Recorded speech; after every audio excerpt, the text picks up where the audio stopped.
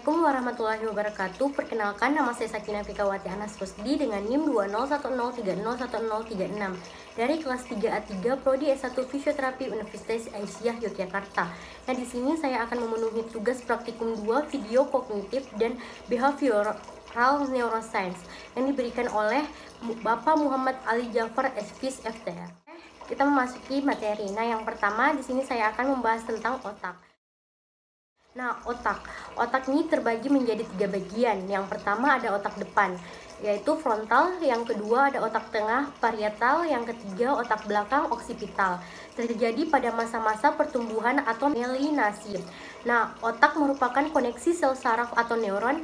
Di dalam otak terjadi antara komunikasi sel saraf atau neuron dan terjadi sangat cepat. Biasa disebut dengan sinaps. Nah, hubungan sinaps menjadi 3 bagian. Yang pertama ada sinyal elektrik di otak, yang kedua sinyal neuron atau transmitter, dan yang ketiga gate junction. Neuron ini merupakan sistem komunikasi utama yang ada di tubuh manusia yang menghantarkan impuls arus listrik pada tubuh. Neuron dapat berkomunikasi dengan melepas bahan kimia dikenal sebagai neurotransmitter melalui akson ke dendrit. Nah, baik, di dalam neuron terdapat beberapa bagian. Yang pertama ada dendrit, yaitu yang menerima dan menghantarkan rangsangan ke badan sel.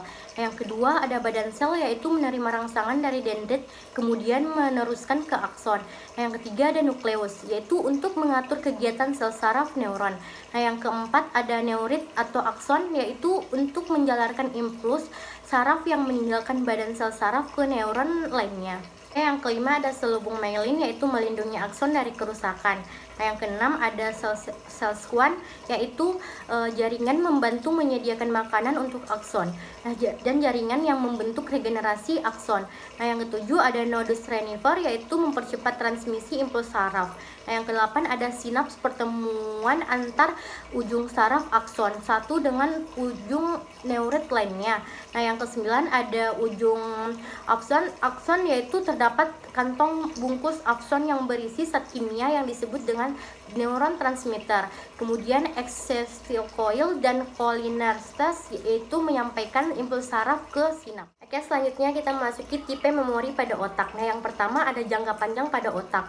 Nah, ada ingatan prosedural atau memori prosedural, bagian dari ingatan implisit atau ingatan yang tidak sengaja terjadi, berhubung dengan kegiatan motorik.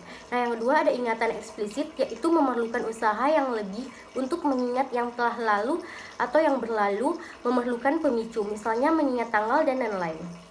Ya, selanjutnya ingatan implisit atau ingatan di bawah alam sadar atau ingatan otomatis.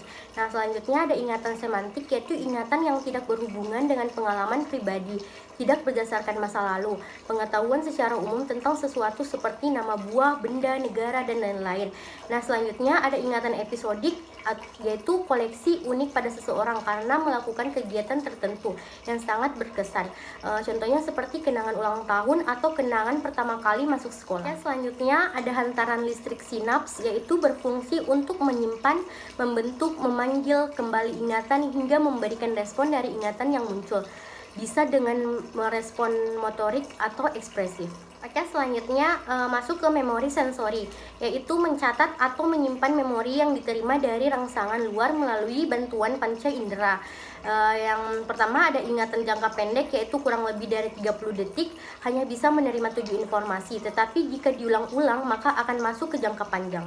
Oke, selanjutnya ada proses terbentuknya ingatan, yaitu terbentuk saat lahir. Nah, contohnya seperti hipokampus, bagian otak di lobus temporal yang berfungsi untuk mempertahankan ingatan. Nah, setiap sel yang digunakan untuk menyimpan satu ingatan akan terbentuk melalui yang pertama ada tahap belajar, yaitu proses informasi diterima oleh indera. Nah, yang kedua ada referensi, yaitu informasi disimpan oleh otak.